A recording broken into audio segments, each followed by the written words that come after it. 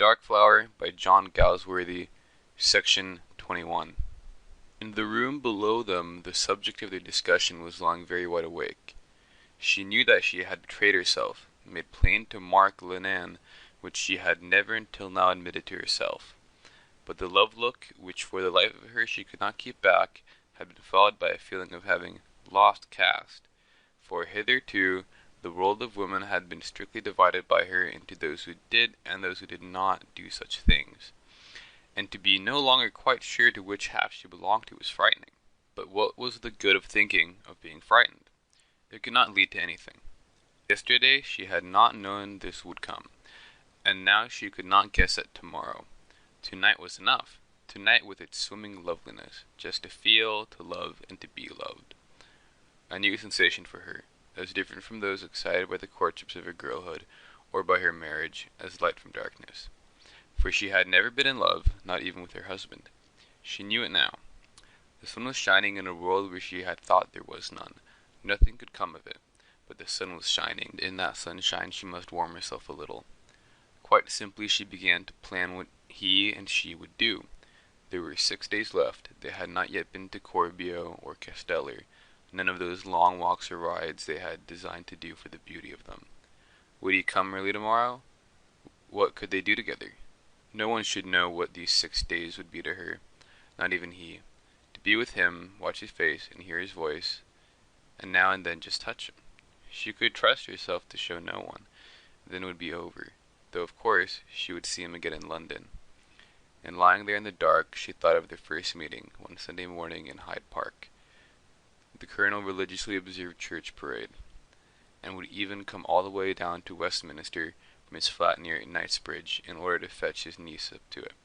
She remembered how, during the stroll, he had stopped suddenly in front of an old gentleman with a puffy yellow face and eyes half open. "Ah, Mr. Heatherley, you up from Devonshire? How's your nephew, the sculptor?" The old gentleman, glaring a little as it seemed to her from under his eyelids and his grey top hat, had answered, "Colonel Ercott, I think. Here's the fellow himself, Mark." And a young man had taken off his hat.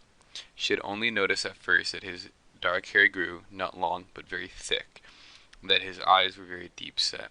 Then she saw him smile. It made his face all eager, yet left it shy, and she decided that he was nice.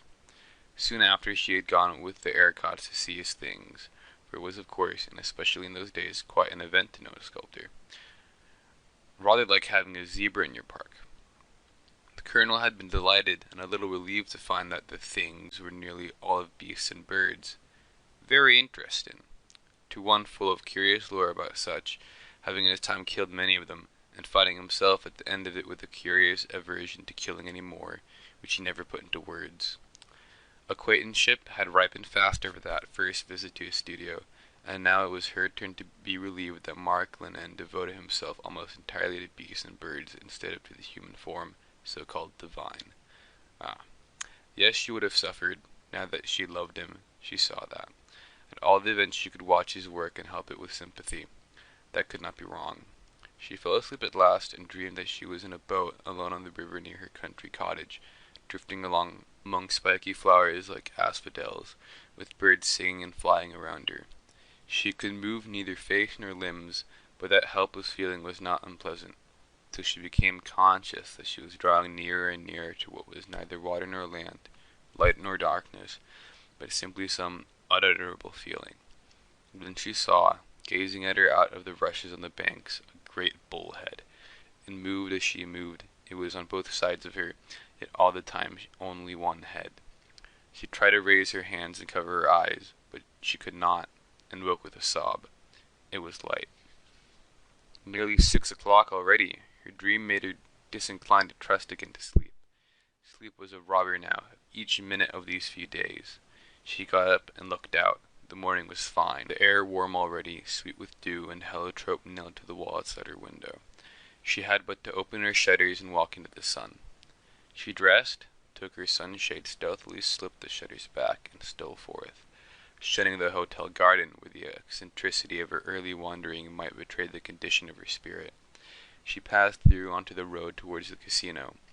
Without perhaps knowing it, she was making for where she had sat with him yesterday afternoon, listening to the band.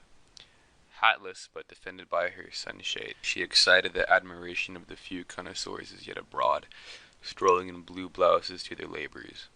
And this simple admiration gave her pleasure, for once she was really conscious of the grace in her own limbs, actually felt the gentle vividness of her own face, with its nearly black hair and eyes and creamy skin, strange sensation, and very comforting. In the casino gardens she walked more slowly, savoring the aromatic trees, and stopping to bend and look at almost every flower. Then on the seat where she had sat with him yesterday she rested.